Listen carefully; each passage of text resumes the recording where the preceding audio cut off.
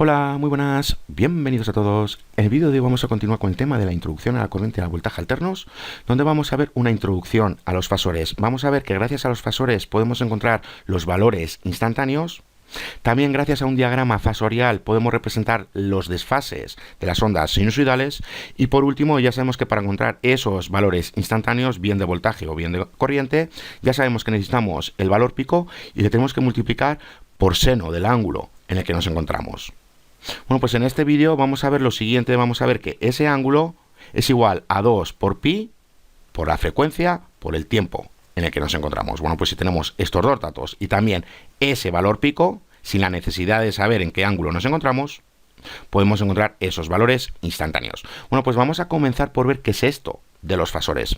Y nos dice lo siguiente, que en electrónica, bueno, pues que un fasor realmente es un tipo de vector. ¿Qué es un vector? Bueno, pues ya sabemos que un vector tiene magnitud y tiene dirección. Bueno, pues realmente un fasor tiene magnitud y tiene dirección, por ello es un tipo de vector. ¿Cuál es la diferencia? Bueno, pues nos está diciendo que en términos generales que se refiere a cantidades que varían con el tiempo, tal como las ondas seno. Bueno, pues ya sabemos que cuando tenemos una onda seno, estos valores van cambiando con el tiempo, y como un fasor realmente representa una onda sinusoidal y como esos valores cambian con el tiempo, podemos sacar en claro que los fasores realmente son un tipo de vectores. Y para que se termine de entender, aquí lo tenemos. Ya vemos que los fasores tienen tanto magnitud como dirección, y es por ello, bueno, pues que realmente son vectores. ¿Cuál es la diferencia? Que ya sabemos que las cantidades que tenemos en los fasores van cambiando con el tiempo. De ahí que a este tipo de vectores se les conoce como fasores. Y ya vemos lo siguiente, que como ángulos podemos tener tanto ángulos positivos como ángulos negativos. Cuando tenemos ángulos positivos y cuando tenemos ángulos negativos, bueno, pues partimos de 0 grados, es decir, del eje horizontal positivo, y ya vemos que el fasor lo podemos mover tanto hacia arriba como hacia abajo. Si lo movemos hacia arriba, es decir, en sentido contrario a las manecillas del reloj, el ángulo que vamos a obtener es positivo. En cambio, si lo movemos hacia abajo, en sentido de las manecillas del reloj, el ángulo que vamos a obtener es negativo. El ángulo que se forma allá donde paremos el fasor y el eje horizontal positivo. Bueno, pues ahora que ya sabemos qué son los fasores, ¿cómo podemos obtener nosotros de los fasores los valores instantáneos? Bueno, pues recordar lo siguiente, que un ciclo completo de una onda seno, bueno, pues que se puede representar por la rotación de 360 grados de un fasor.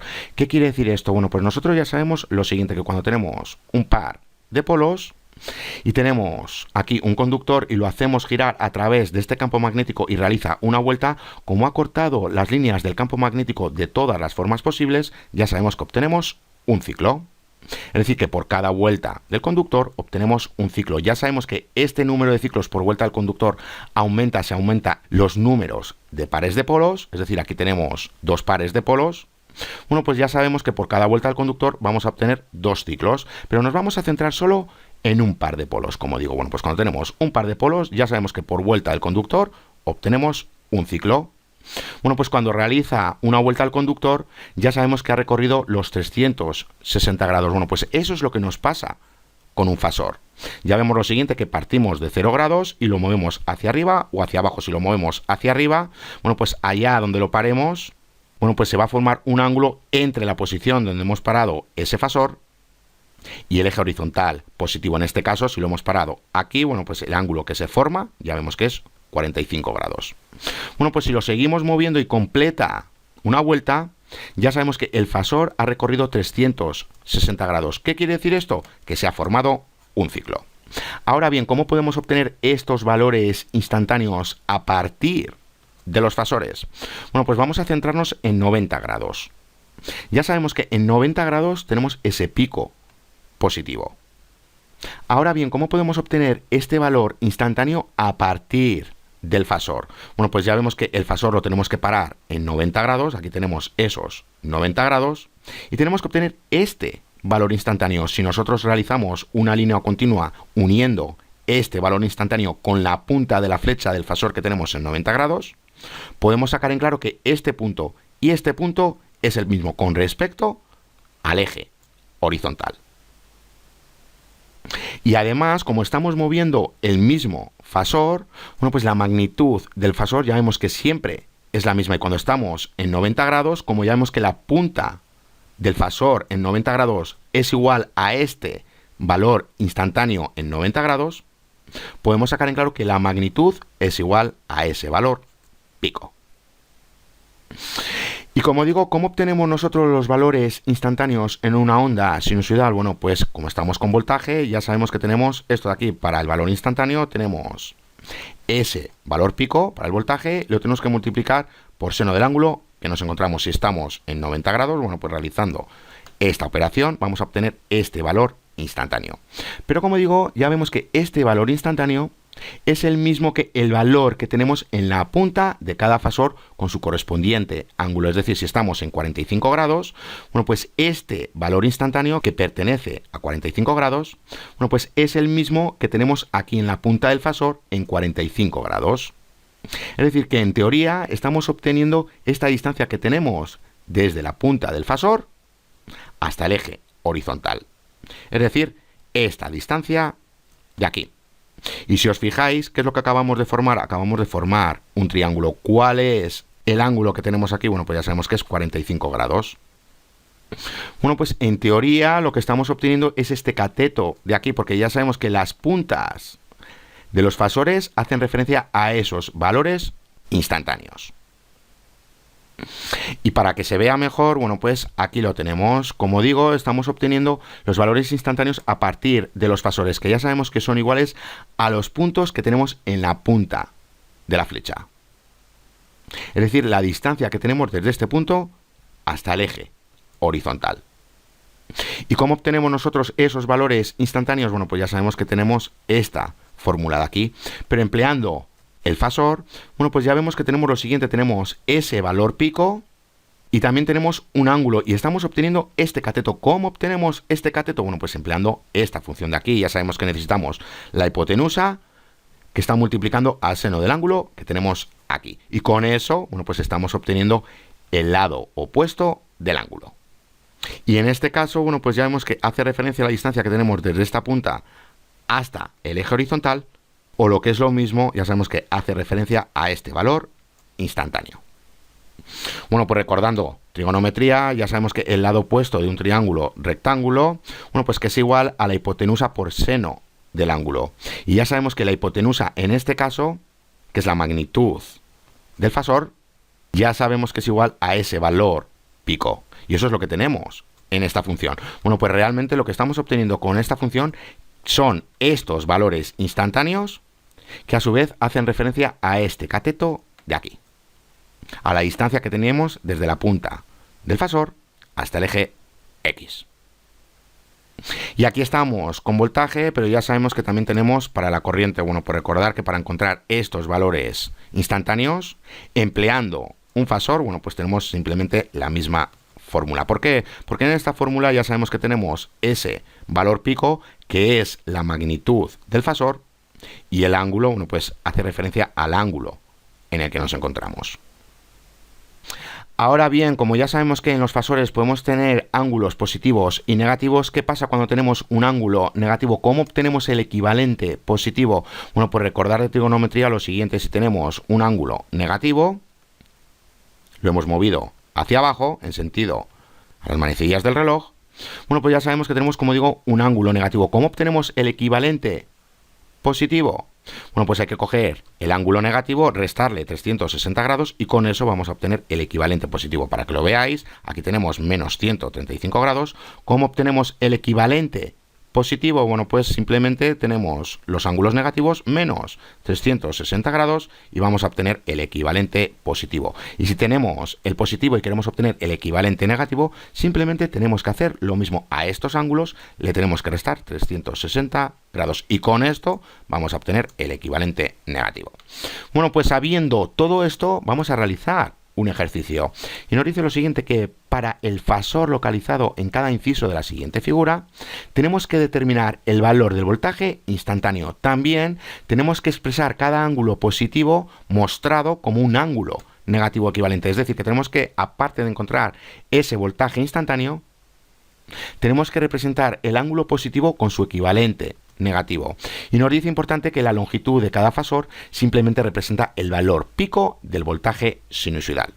Bueno, pues ya sabemos que la magnitud de cada fasor hace referencia al valor pico y el ángulo es el ángulo en el que nos encontramos. Bueno, pues vamos a empezar por la primera figura. ¿Cómo obtenemos el valor instantáneo y el equivalente negativo a este ángulo? Bueno, pues para encontrar ese valor instantáneo ya sabemos que tenemos el valor pico por seno del ángulo en el que nos encontramos. Como es 0 y esto da 0, bueno, pues en teoría obtenemos 0. Y esto tiene sentido, como estamos con 0 grados, bueno, pues ya sabemos que ese valor es igual a 0. A partir de aquí empieza a aumentar. Ahora bien, ¿cómo obtenemos el equivalente negativo? Bueno, pues simplemente cogemos esos grados, le restamos 360 grados y ¿qué vamos a obtener? El equivalente negativo. Para el segundo, bueno, pues lo mismo, ya sabemos que la magnitud es igual a ese valor pico, bueno, pues tenemos ese valor pico por seno del ángulo en el que nos encontramos. Y así con todas las figuras. Y para encontrar ese equivalente negativo, bueno, pues ya sabemos que estos ángulos le tenemos que restar 360 grados y vamos a obtener el equivalente negativo. Bueno, pues para que lo veáis, aquí lo tenemos. Para la primera figura, bueno, pues ya sabemos que tenemos 10 voltios por seno de 0, bueno, pues ya sabemos que obtenemos 0. El equivalente, bueno, pues ya sabemos que tenemos 0 menos 360 grados es igual a menos 360 grados. Para la segunda figura, bueno, pues ya sabemos que tenemos los 10 voltios multiplicado por seno de 30, obtenemos esto de aquí, 5 voltios, y para el equivalente negativo tenemos 30 menos 360 grados es igual a menos 330 grados. Para el tercero, bueno, pues lo mismo, tenemos esos 10 voltios por seno de 90, nos encontramos en este punto de aquí, y como estamos en 90 grados, ya sabemos que obtenemos 1, bueno, pues obtenemos ese valor pico. Y para obtener el equivalente negativo, bueno, pues ya sabemos lo que tenemos que hacer. Y así con todas las figuras. Simplemente tenemos que coger la magnitud de cada fasor que hace referencia a los valores pico y le tenemos que multiplicar por seno del ángulo. En este caso, bueno, pues ya vemos que tenemos 135 grados. Y para obtener el equivalente negativo del positivo, bueno, pues ya sabemos que tenemos esta resta de aquí, el positivo menos 360 grados, o el negativo, si estamos con un ángulo negativo, menos 360 grados. Bueno, pues ahora que ya sabemos cómo obtener esos valores instantáneos simplemente empleando fasores, ¿cómo podemos representar nosotros las desfases de las ondas sinusoidales simplemente con fasores? Bueno, pues para ello tenemos los diagramas fasoriales. Ya vemos que en la parte de la izquierda simplemente tenemos dos ondas sinusoidales, ya vemos que A es nuestra referencia porque todos los puntos coinciden con los puntos de referencia, y ya vemos que B está adelantada con respecto a A y está adelantada 30 grados. Y además ya vemos que la magnitud es menor porque ya vemos que su pico es menor que el pico que tenemos en A. Bueno, pues ¿cómo representamos nosotros este desfase simplemente empleando fasores? Bueno, pues aquí lo tenemos en la parte de la derecha, aquí tenemos un diagrama fasorial. Para representar nuestra onda de referencia, como no está adelantada y comienza en 0 grados, bueno, pues aquí comenzamos también en 0 grados. Es decir, el que se encuentre en 0 grados es nuestra onda de referencia, en este caso es la onda A. Y como B está adelantada con respecto a 30 grados, como está adelantada, bueno, pues la ponemos con un ángulo positivo, indicando que está adelantada. Si tuviésemos un ángulo negativo, eso significa que estaría retrasada. Y fijaros en una cosa, fijaros en las magnitudes de los fasores. Ya vemos que A tiene mayor magnitud que B y es por ello que aquí A tiene mayor magnitud que B. Bueno, pues eso también lo tenemos que representar para saber quién tiene mayor magnitud. Bueno, pues como digo, cuando tenemos una onda adelantada la representamos con un ángulo positivo y cuando tenemos una onda retrasada la representamos con un ángulo negativo. ¿Por qué? Bueno, pues porque ya sabemos que B, la adelantada, en este caso llega antes a 90 grados y es por ello que la tenemos que colocar antes. Y si está retrasada, como llega más tarde, por ejemplo, a 90 grados que cuando llega A, es por ello que la tenemos que representar más tarde de A. Y como A es nuestra referencia y empieza a 0, a la adelantada se le pone un ángulo positivo y a la retrasada se le pone un ángulo negativo. Bueno, pues para terminar todo esto vamos a realizar un ejercicio y nos dice lo siguiente, que tenemos que usar el diagrama fasorial para representar las ondas seno mostradas en la siguiente figura, es decir, que tenemos que formar ese diagrama fasorial para estas ondas sinusoidales. Bueno, pues tenemos que localizar cuál es nuestra onda de referencia. Bueno, pues ya vemos que es B porque todos los puntos coinciden con los puntos de referencia. Bueno, pues ya sabemos que B está en 0 grados. Es decir, aquí tenemos AB tenemos en 0 grados, porque ya sabemos que es nuestra referencia. A partir de ahí, bueno, pues si nos centramos en A, ya vemos que está adelantada con respecto a B y está adelantada a 45 grados. Eso significa que le tenemos que colocar aquí ese ángulo positivo indicando que está adelantada. Aquí tenemos A, como digo, y C, como está retrasada con respecto a A, bueno, pues ya sabemos que lo tenemos que representar en el diagrama fasorial simplemente con un ángulo negativo. Bueno, pues aquí lo tenemos. Y para que se vea mejor, bueno, pues aquí tenemos la solución. Como digo, tenemos que localizar nuestra referencia, que ya sabemos que lo tenemos que colocar en 0 grados. Y a partir de ahí, bueno, pues la adelantada siempre va a tener un ángulo positivo y la retrasada va a tener un ángulo negativo. Y fijaros en las magnitudes. Ya vemos que la magnitud de B es mayor que A, y así lo vemos en el dibujo, que B es mayor que A. Pero C es la mayor de todas, bueno, pues tiene mayor magnitud. Y ya vemos que tiene 10 voltios, que B tiene 7,5 voltios y que A tiene 5 voltios. Bueno, pues recordar que aparte de representar los ángulos, tenemos que representar las magnitudes de las ondas. Bueno, pues como digo, cuando esté adelantada simplemente usamos un ángulo positivo y cuando está retrasada simplemente usamos un ángulo negativo, porque ya sabemos que si está adelantada llega antes a los 90 grados, de ahí que tenemos un ángulo positivo, y si está retrasada, como llega más tarde a los 90 grados, tenemos un ángulo negativo. Bueno, pues para terminar el vídeo vamos a hablar de la velocidad angular de un fasor. Nos dice lo siguiente, que un ciclo de una onda seno se describe cuando un fasor gira 300 grados o 2pi radianes. Mientras más rápido gira, más rápido se describe el ciclo de onda seno. Por tanto, el periodo y la frecuencia están relacionados con la velocidad de rotación del fasor. Nos dice que la velocidad de rotación se llama velocidad angular y que se designa mediante esta letra griega que se llama omega. Bueno, pues ¿qué nos está diciendo aquí realmente? Ya sabemos lo siguiente, que cuando un fasor realiza una vuelta completa ha recorrido 360 grados o lo que es lo mismo, ha recorrido 2pi radianes. Y con esto ya sabemos que se ha formado un ciclo. Bueno, pues ¿cuánto tiempo ha transcurrido para que ese fasor recorra los 360 grados o los 2pi radianes? Bueno, pues como aparece un ciclo, ya sabemos que el tiempo transcurrido es igual al periodo, porque ya sabemos que el periodo es el tiempo necesario para que aparezca un ciclo. Y este ciclo aparece cuando el fasor ha recorrido esos 360 grados, o lo que es lo mismo, ha recorrido 2pi radianes. Y cuanto más rápido gire ese fasor, más rápido va a aparecer este ciclo, y con ello, bueno, pues ya sabemos que el periodo va a disminuir.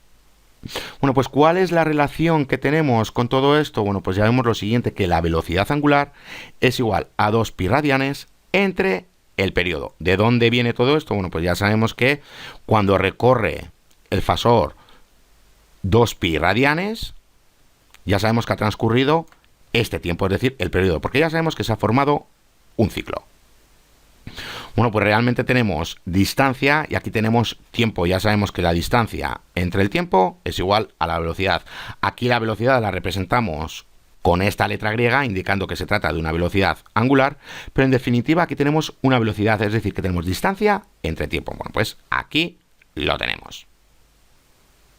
Realmente tenemos los ángulos en radianes entre el tiempo, es decir, si lo queréis ver mejor así, tenemos esta velocidad angular es igual a los ángulos en radianes entre el tiempo. Lo que pasa que cuando ha recorrido 2pi, ya sabemos que se ha formado un ciclo y el tiempo transcurrido para recorrer esos 2pi radianes es igual al periodo. De ahí que tenemos esta ecuación. Ahora bien, como ya sabemos que la frecuencia es igual a 1 entre el periodo, bueno, pues realizando la correspondiente sustitución obtenemos esto de aquí. Ya vemos que la velocidad angular es igual a 2pi por la frecuencia. Ahora bien, hemos visto lo siguiente, que para obtener los valores funcionales, tanto para el voltaje como para la corriente, hablo de valores instantáneos, ya sabemos que necesitamos el valor pico multiplicado por seno del ángulo en el que nos encontramos. Bueno, pues ¿cómo podemos representar nosotros el ángulo en el que nos encontramos con esto de aquí? Acabamos de ver lo siguiente, que tenemos la velocidad angular es igual al recorrido de los ángulos en radianes entre el tiempo transcurrido para recorrer esos radianes. Bueno, pues despejando para el ángulo ya vemos que el ángulo es igual a esa velocidad angular por el tiempo. Y como la velocidad angular es igual a 2 por pi por la frecuencia, realizando la correspondiente sustitución, llegamos a esta ecuación. Es decir, que el ángulo es igual a 2 por pi por la frecuencia por el tiempo transcurrido. Y como ya sabemos que tenemos que emplear esta función de aquí, es decir, que tenemos el valor instantáneo es igual al valor pico por seno del ángulo en que nos encontramos, y como el ángulo es igual a esto de aquí, bueno, pues podemos sacar en claro que para obtener ese valor funcional simplemente tenemos que emplear esto de aquí. Aquí se me ha olvidado poner la t. Y como digo, simplemente teniendo la frecuencia de la onda sinusoidal, teniendo el valor pico de la onda sinusoidal y sabiendo el tiempo transcurrido, vamos a obtener ese valor instantáneo. Bueno, pues para terminar el vídeo vamos a realizar un ejercicio y como digo, ya acabamos el vídeo. Bueno, pues nos dice lo siguiente, que ¿cuál es el valor de un voltaje sinusoidal cuando han transcurrido 3 microsegundos después del cruce por cero hacia positivo, cuando el valor pico es igual a 10 voltios y la frecuencia es igual a 50 kilohercios? Es decir, que tenemos lo siguiente, aquí tenemos una onda sinusoidal y nos está diciendo que una vez que ha cruzado por cero hacia positivo, bueno, pues que han transcurrido 3 microsegundos. ¿Cuál es este valor instantáneo? Bueno, pues para ello ya sabemos que necesitamos el tiempo transcurrido, aquí lo tenemos, que necesitamos la frecuencia de la onda sinusoidal, aquí la tenemos, y que también necesitamos el valor pico, que ya nos lo están dando. Con estos datos vamos a obtener ese valor instantáneo. Bueno, pues para que lo veáis, aquí lo tenemos. Como digo, tenemos que emplear esta fórmula de aquí, aquí nuevamente se me ha olvidado colocar la t, y realizando la correspondiente sustitución vamos a obtener el resultado. Recordar que necesitamos segundos y aquí tenemos microsegundos. Bueno, pues pasando estos microsegundos a segundos obtenemos el resultado. Bueno, pues hasta aquí este vídeo. En el siguiente vídeo vamos a ver el comportamiento de los circuitos cuando tenemos una corriente alterna. Hasta la siguiente.